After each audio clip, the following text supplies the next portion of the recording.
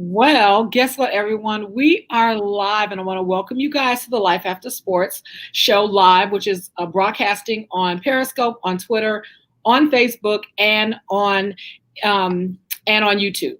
So today, as you guys know, I already previewed the show. We have Coach Larry Wade. So I'm going to back up a little bit because, first of all, Coach Wade, you already have seen him because we have a video of him at our event, our Meet the Pros, our boxing Meet the Pros last year. He is actually on our app. So if he looks familiar, that's probably why. So I'm just, so excited because since we can't do as many events, we probably would have already done an event by now and you guys would have, seen him. But since you have not, and since we cannot do any events, hopefully maybe later this year, first of next year, I wanted to bring him on because boxing is such a big sport. Boxing is huge. It's getting bigger. Vegas is a boxing town. And wait a minute, Coach Wade, first of all, y'all don't know what I had. It's hard to get. I probably could get the president easier than Coach Wade. So y'all better be glad y'all see Coach Wade today. But anyway, guys, so we're going to talk because I have a lot of people always ask me, like I know, about their kids and how they get into boxing. They want to know what makes a champion. What are these titles all about? What are the belts all about? So, I do go to a lot of boxing events, but hey, we have a pro here today that can tell you everything you need to know. So first, Coach Wade, I want you to introduce yourself and then tell us about the boxers that you work with as well. Hello, everyone. First, let me say thank you guys for having me. I greatly appreciate it. Yes, it's kind of hard. I have a very busy schedule. I have a lot of professional athletes that I work with in the boxing game. I think I'm working on my 8th world title at this point. But I am a professional trainer / and strength conditioning coach to professional boxers. I'm also a track and field coach for the University of Nevada, Las Vegas as well.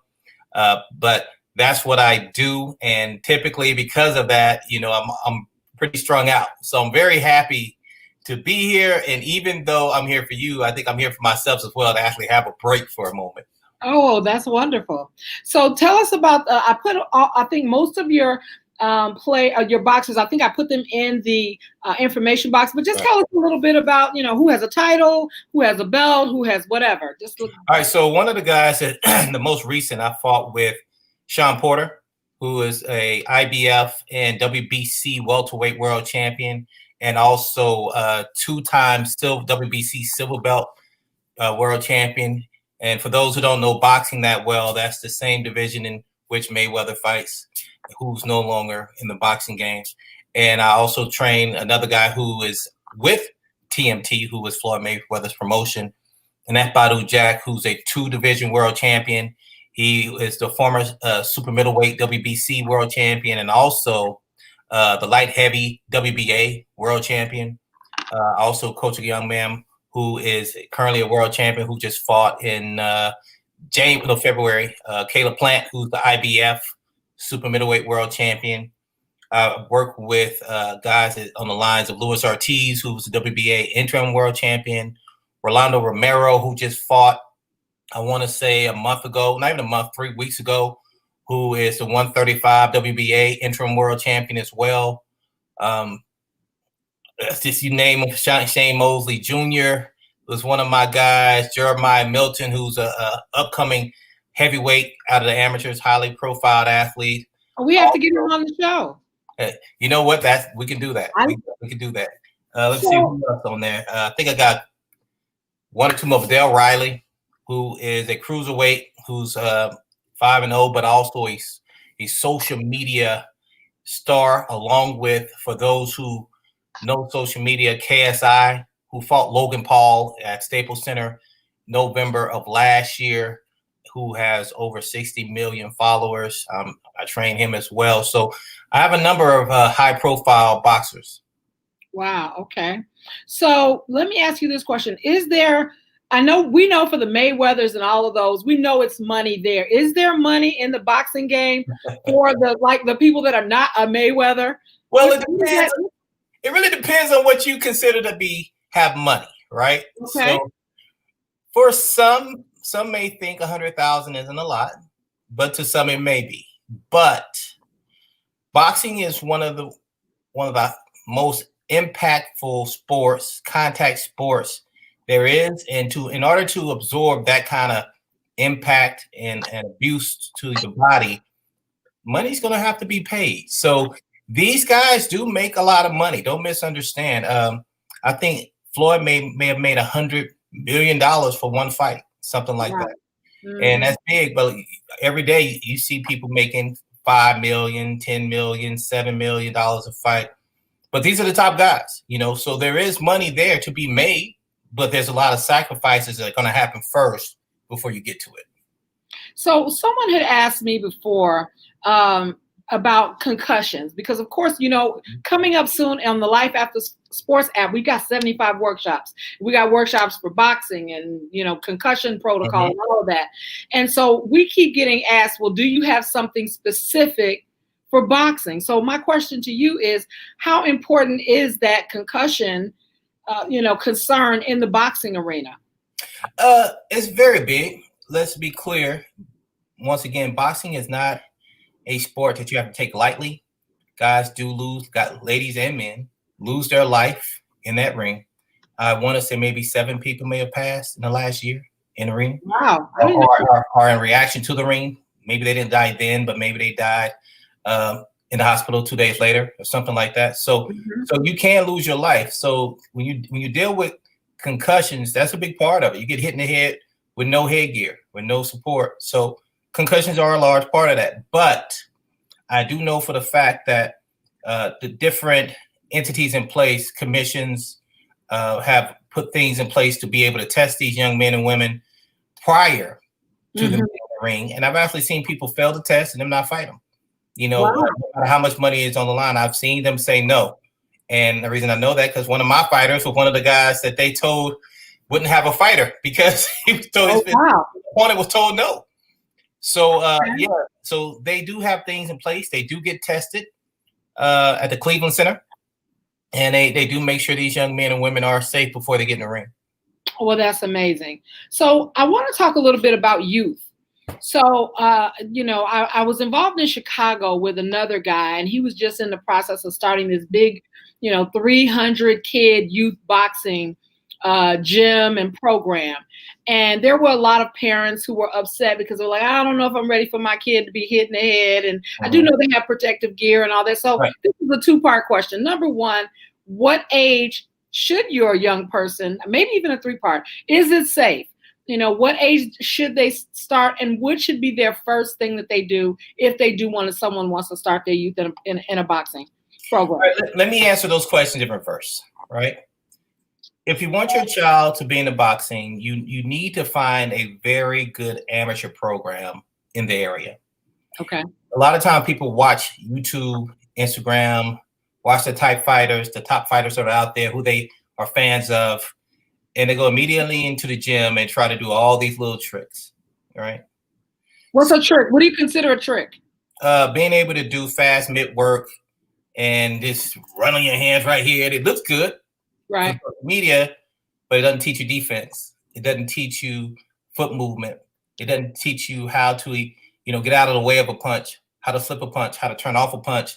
It doesn't show you a lot of the things that need to be learned along the way that allow you to even make it to professional. So a lot of times when they're doing a lot of those things on social media, it's for show. They're not truly functional, right? So the first thing I would do is put your young man or young woman in a program that has a very strong amateur showing. And what I mean by that, people who actually go to USA Boxing and they do the conventions and they start doing these amateur shows. Get someone that can teach you the fundamentals, not someone who just wants to throw your kid into the ring. Teach them how to protect themselves, teach them how to throw proper punching, and also teach them sportsmanship. Because a lot of times, unfortunately, a lot of situations, a lot of people who are in boxing may not have come from the best financial situation. A lot of times they may come from low income and sometimes dysfunctional situations. So they're forced to act and react based on what the environment has created for them. So that being said, put yourself in a place where, or your child in a place where they can get that type of knowledge and support. Also, at the amateur level, they are protected as well. They wear headgear. And typically when they wear their headgear, they typically don't go more than 3 to 4 rounds. right? Mm-hmm. So it's not like they're going 12 rounds or they go 3 to 4, 2 to 3 minutes just to give them some exposure and opportunity. But once again, this is after you've been taught, you've been in the sport for a minute, then you get the opportunity. Now, and depending on what age that is, every pro athlete that I worked with was amateur. I have one in Shawn Porter, who I mentioned earlier, who was a multi-world champion. He started when he was 4. Wow. He was 4 years old, got over 200 and something, 60 something amateur fights, right? And then I got another young man who's a 2 division world champion in Badou Jack, who didn't start boxing until he was 17. So Quite it's different. It's Different different sides of for the everyone. spectrum. It's So, different for everyone. so as we're talking about youth, I mean, to me, I look at a couple of different things. Of course, we look at the safety part, but is it expensive? Because I do know that here in Vegas, I remember going to one gym where this guy had like 2 days a week. It was free. Are those programs just as good as if you end up paying? And Yes. Well, I'm going to speak of a place in Las Vegas, and this is a place that I actually endorse. If you're an amateur and you're trying to get some good amateur experience and you want trainers that care about you and want to see you be successful, one of the places I would choose is Barry's Boxing Gym. Barry's Boxing Gym. Mr. Barry and Mrs. Barry are been in the sport of boxing for many, many years, and they have been ambassadors of the amateur boxing program.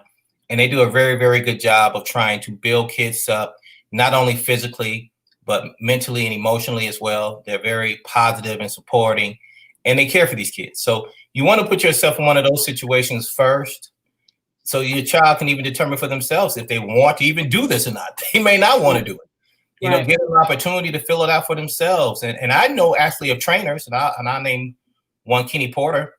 I've seen Kenny Porter pay for amateurs to get work at Mr. and Mrs. Barry's, just so they can get an idea of what it's like and give them an opportunity.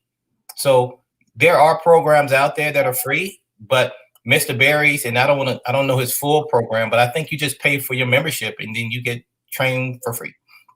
Wow. And speaking of kids, is this a good way for kids to use this also as self-defense a little bit too? What do you think about that? Or women to use the boxing as self-defense? Or well, of course, I think any combat sport from an education standpoint can help you, right? Mm-hmm. My son at this point now, everybody knows I train all these pro boxers, but my son will not box with me, right? So I put him in, karate. I put him in karate. He loves karate. He has fun. I think a lot of it because dad is not teaching it, right? Because dad just knows the tense. When you do this, do this. And right. That's everything, though. Our kids, know how it goes. So, even if it's driving, but yeah. Yeah, driving, right? So I actually I encourage it, but just like anything else, it can be abused if it's in the wrong hands. So definitely put it and it's also a great extracurricular activity to give them morale and courage and confidence. Good point. So we were talking earlier, and I forgot, I should have asked you this first, but what's the difference? I know you're a strength and conditioning coach. Right. What's the difference between a strength and conditioning coach and a regular coach or trainer in boxing? Well, let me give you my perspective. When I entered the sport of boxing, I was a certified strength conditioning coach, but I was also a well-known trainer, professional trainer to NFL guys, NBA guys, and also Olympians and world champions in track and field. So when I entered the sport purely as a strength conditioning coach. That's all I really wanted to do. That's all I did. And then I had an opportunity that was provided to me from Kenny Porter and Shawn Porter, who gave me a little bit more responsibility. They started allowing me to wear the shield while Shawn was punching the shield. And then he allowed me to start catching mitts so I can get an understanding of how to catch mitts. And here's the crazy part. After doing that for free for about 1.5 years, because I did it for free, let me say something to the young men and young ladies out there. There's nothing wrong with sacrificing your time and energy to get more knowledge in what you're doing so you can be the best at what you do. Wow. I went 1.5 years, even though I was a certified strength conditioning coach, even though I had world champions and Olympians in track and field, even though I had NFL and NBA players I trained, I didn't know a lot about boxing. So I was allowed, and I say that word, I was allowed to come to different sparrings at high level sparring for free so I can learn more about the body and the function of boxers and how it works. I did that for a year and a half before I actually got a check for any boxing work that I did. Now, when I say boxing work, I'm not speaking strength and conditioning. I'm talking about in reference to being able to hold a shield, in reference to being able to do workouts inside the gym with the mitts, a year and a half before I got a check. And so through that, I also helped me tremendously to understand the sport so I can be a better strength conditioning coach. And after a year and a half, 2 years, I finally took an additional fighter. I only had one fighter at the time. I took an additional fighter, and we ended up winning 2 world titles. So, and then I took another one, Shawn Porter, then another one here. After a while, you find yourself winning 7, 8 world titles and being one of the best strength conditioning coaches in the sport. But you had to pay I had to pay my dues first. Exactly. I had to go for free. You know, the guy who's been getting paid for years to do it, but just not with this sport. Yeah. So to young men and young women, whatever you want to do, be willing to sacrifice for it. Be willing to work for it. And if you put in the time and the effort and the foundation will be there, they're going to pay you to do it because you do it at such a high level and the foundation structure is there. So be willing to do that. That's an excellent point, because I think we lose, we're so conditioned, especially this, as my daughter we call it the microwave society. We want to put it in the microwave and that's it. It's done in 10 minutes. Whatever it is, it got to be done in 10 minutes or less. Right.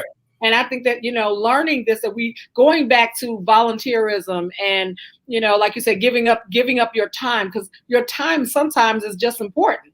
Definitely. As money. And in this case, time turned out to be money, to be the equivalent, not right away. Not in a microwave, but eventually. And probably, I think I may be right here, but you can tell me, you probably ended up getting more the way that you did it if you would have went in the door saying, I'm a certified trainer, pay me for my time, and they pay you hourly, and you left. But this way, because they saw what you were willing to invest, I think you came out much better. I would say 150% agree with that.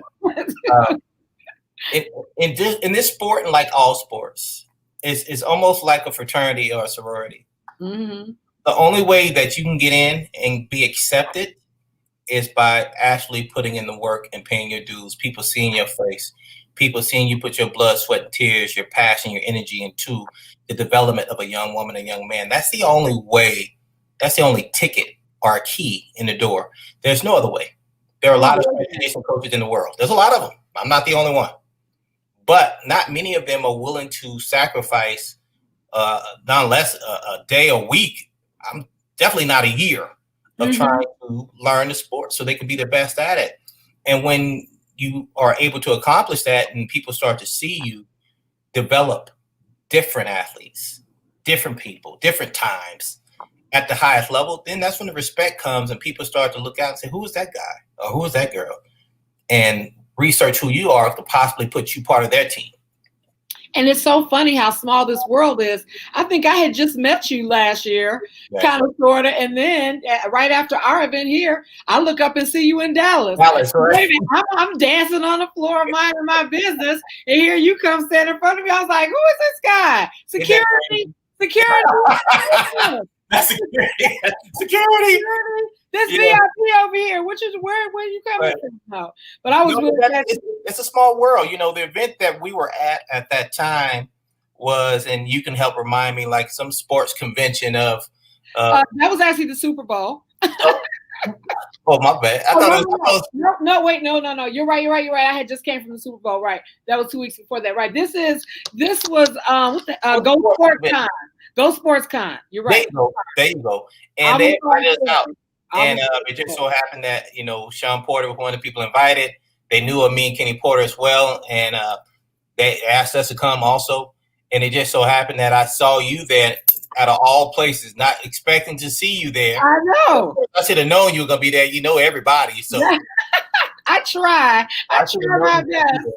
But it was a great event. And to have an opportunity to touch a different group of individuals is always huge for me, especially for the sport as well.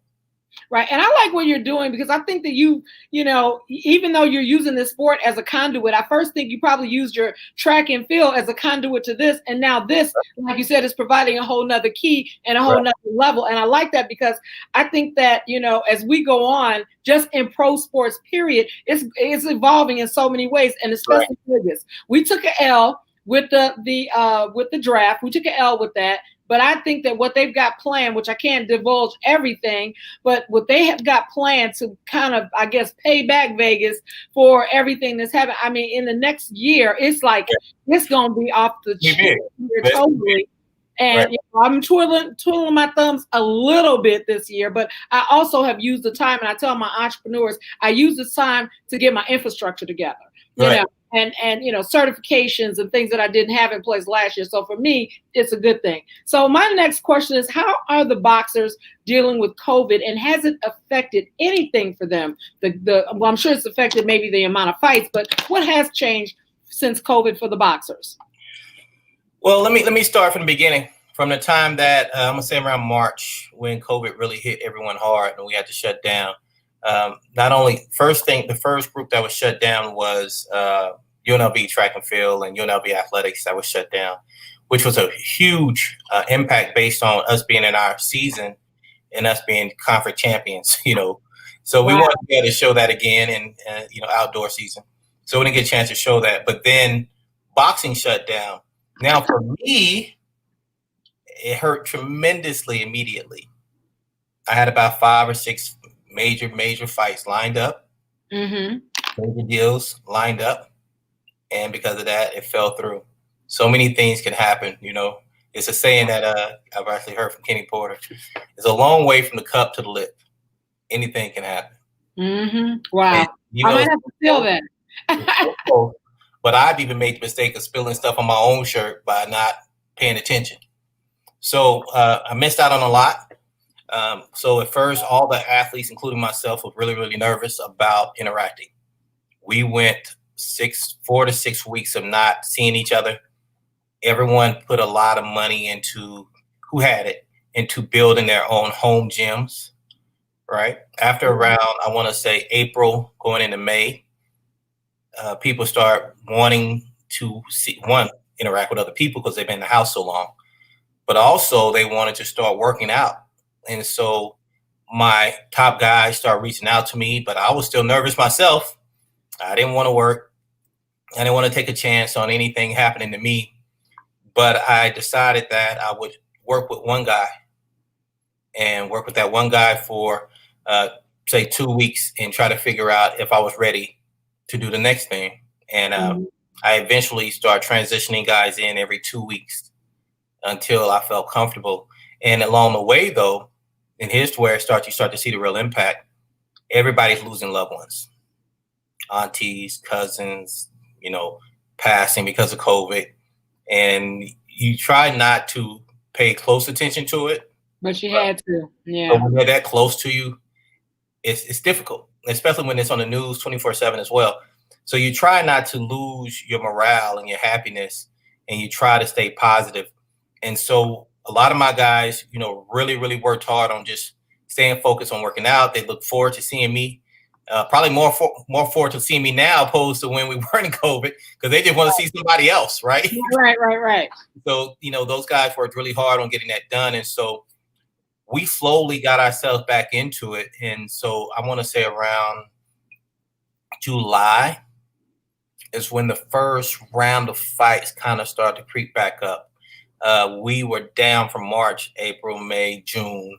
And then July, I had my first fighter fight, who was Shane Mosley Jr., fought on the Golden Boy card, and he won. And it just continued to, move more and more since then. But it was hard, challenging. And from a COVID testing standpoint, and I have to applaud some of the testing procedures and applaud the people who put them in place. PBC did an amazing job of, Premier Boxing Channel, for those who don't know, did an amazing job of making sure that the people that were in camp were getting tested. At one point, I was in 2 camps at the same time, and I was taking COVID tests 3 to 4 times a week.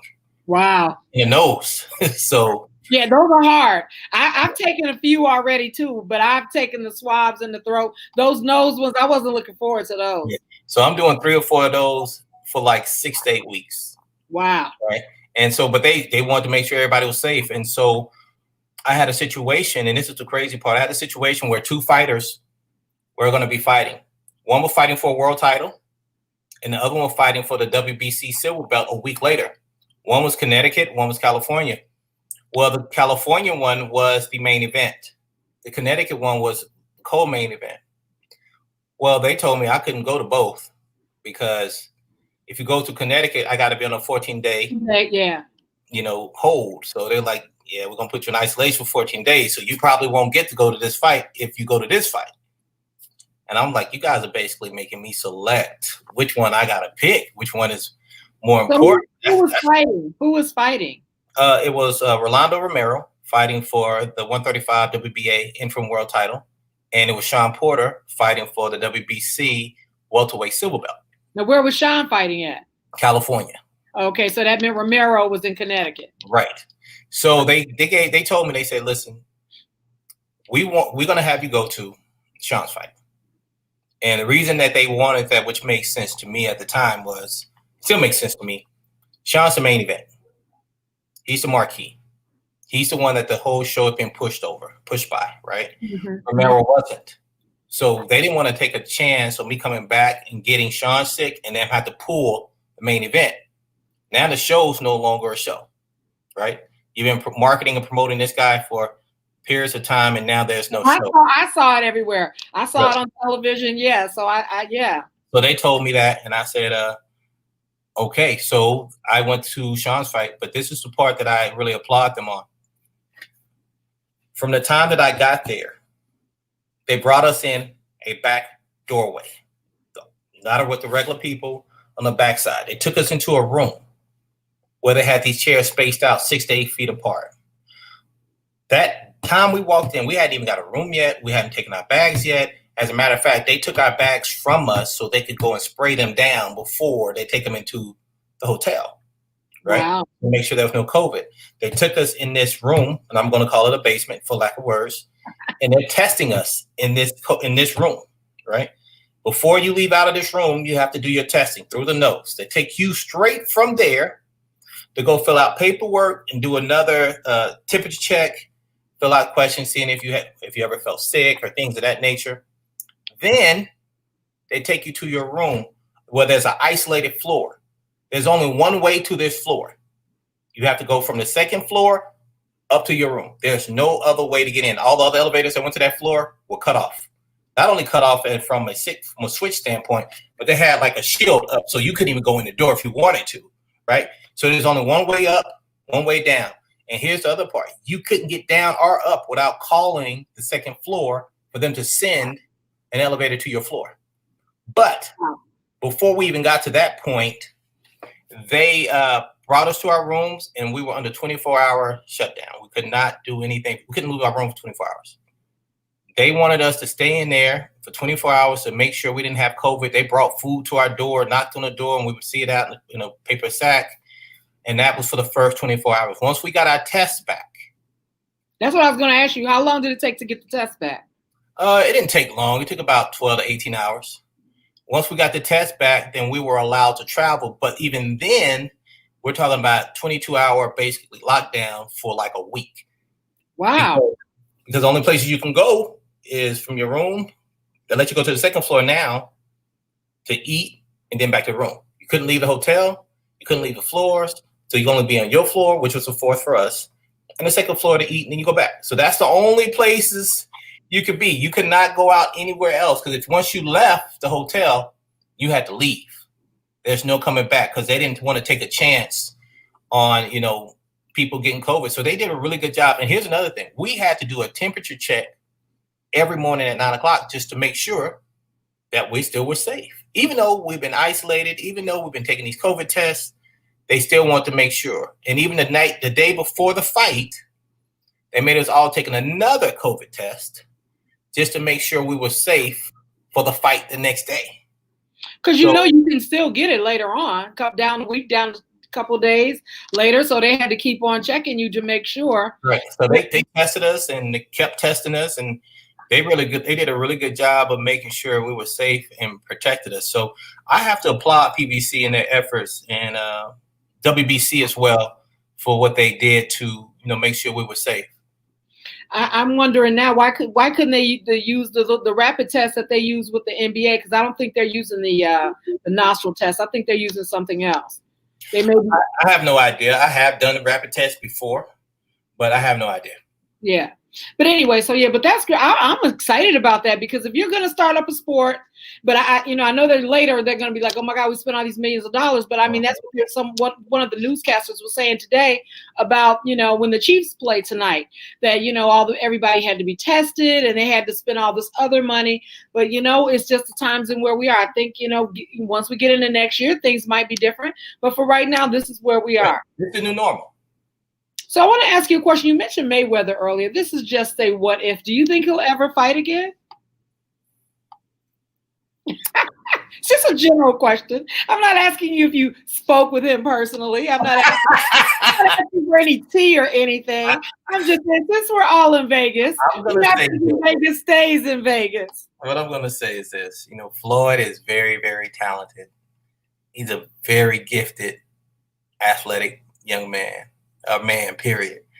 And if Floyd decides to come back, Floyd definitely will come back, and he will still be extremely competitive, because genetically he is gifted. Mm-hmm. And what Floyd has been given as a gift, most people don't get to normally training. So even with him sitting out a year or two, whatever, he's just coming back down to normal at this point. So he'll be competitive. So I wouldn't be surprised if you saw him again. Okay, since we're dishing tea, what about this Mike Tyson thing? What's that about? Oh, let me tell you, I actually got two guys on that card, actually. Oh, really? Jack will be fighting on the undercard, and Viddel Riley will be fighting on that undercard. So I got two guys on the undercard. All right. So now, what's the date on that fight? I had November 28th. November 28th. Okay. So is that exhibition? Is that real fight? Are they going to be fighting? Yeah. We started out with this whole exhibition fight situation. That's what I thought. Well, the real one now, though. So do you think Tyson's ready? Okay. Let me try to answer that. Because I just did. I thought it was an exhibition fight. I didn't know anything. I mean, they're not going 12 rounds. Right. 6 rounds, right? 8, I believe. 8. Okay, 6. Okay. You're talking about two of the best guys ever do it in the sport. Right. Mike Tyson and Roy Jones are two of the best guys that ever do it in the sport. Two of the most entertaining, two of the most exciting fighters to ever do it in the sport. Even to this day now, they're in their 40s or whatever, and we're still excited. Right. So with that being said, these guys are considered to be Showtime fighters. They've done it at the highest level. I expect them to go and train to the level that their body allows them to. Mm-hmm.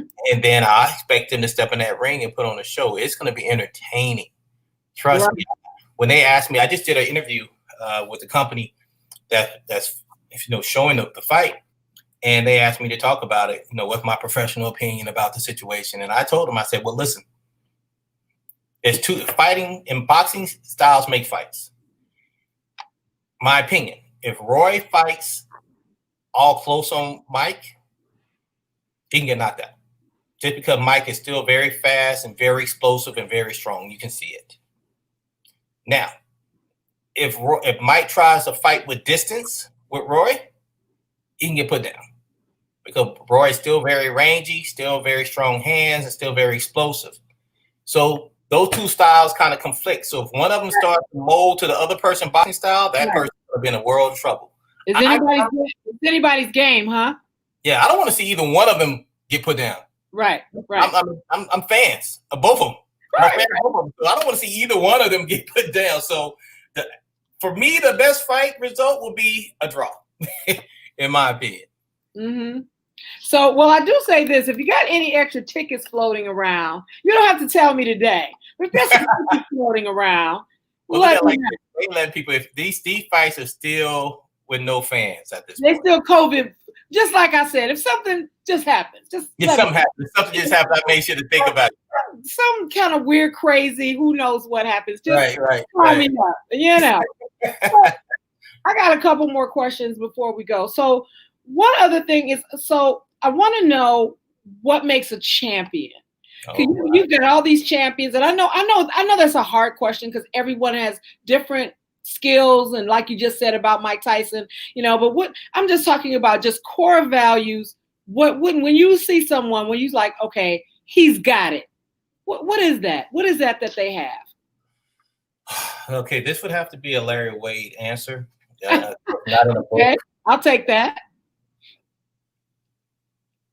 Discipline, passion, talent, and integrity, the ability to sacrifice, the willingness to learn, the thing in all boxers we use called dog. You got to have that dog in you. The dog comes once you get hurt. Do you fold at that point, or do you bite down and go harder regardless of how you feel? You have to have the ability to focus on what you want opposed to where you're at and what you have. People have to have a championship mentality prior to becoming a champion.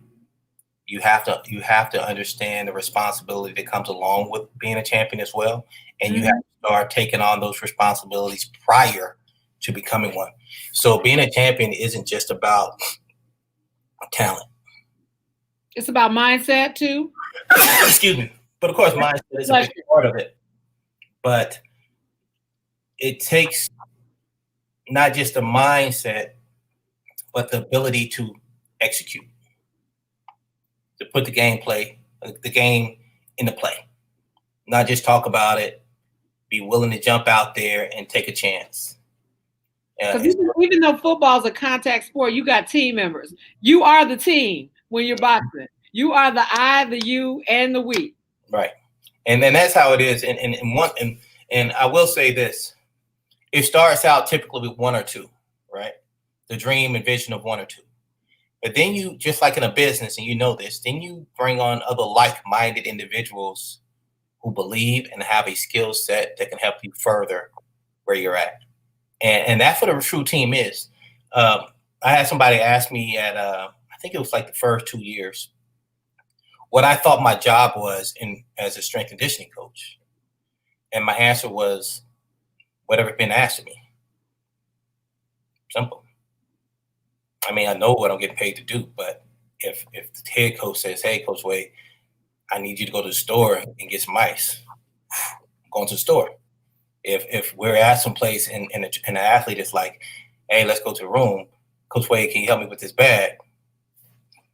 I'm carrying the bag, what's ever needed. So I think that's really, really important. You have to humble yourself enough to know that even though you know your title job, you have to be flexible to be a true team player and do whatever's needed at the time. You sound like my daughter. When she got a job, she was an intern at a radio station. She's been in radio now for 10 years. And she said when she first got there, she was the first one in the building, last one. And where all the rest of the women used to come in with high heels, she came in with her gym shoes, moved furniture, and did whatever she had. And she ended up being one of the youngest people and the first one to get a radio job on that station. So what you're saying is true. It's the same adage. And it still works, right? We got to be humble. We got to be willing to do more than the next person. And, right. Like you said, sometimes just go over and above what it is that we're, people think we're supposed to be doing. And one last thing, being a champion also means understanding, accepting that failure is part of the process. And through failure is how you learn how to make the right decisions or the right moves. And while you're having those moments of failures or learning lessons, you lose zero passion in what you're doing. Right. You have to continue to have the same level of passion toward your goal, even once you have a stumble. A lot of people can't get past that. So you're going to have hard days. You go home, you lick your wounds, you wake up the next day and you say, you know what, I'm not going to make that same mistake again. I'm going to get better today. And that's what makes a difference. When people are champions, they've lost many more times than they've won in learning lessons of life. And so before we go, I got two more questions. One was, and you can answer these together if you want, but one of them is, what are your thoughts on kickboxing and MMA? And then my last one is, what information would you give to up and coming boxers as far as, we're talking adults now. We kind of covered kids. Okay. Simple. Kickboxing, MMA. I'm a fan. I'm a fan of all combat sports. It's different from boxing, but of course, but I don't think that it's any less of a sport than any other sport. They still contact. They still put their lives in jeopardy. They still have to sacrifice in order to be the best. So I respect it the same way I respect any other sport. And what's the second question again? Well, before I ask you the second question, I want to ask you about women. I want information on what should women do if they want to go into boxing, and then what information would you give to boxers, just like boxers that just, amateur boxers now, they want to go pro. What is it that, it's like, if I would have known now what I know, Right. Kind of well, let me try those. That's you went from an easy question to a hard question. To really tough questions. So I'm gonna try my best to answer it. For women first, the same way that a woman has to address boxing, it's the same way a man has to address boxing.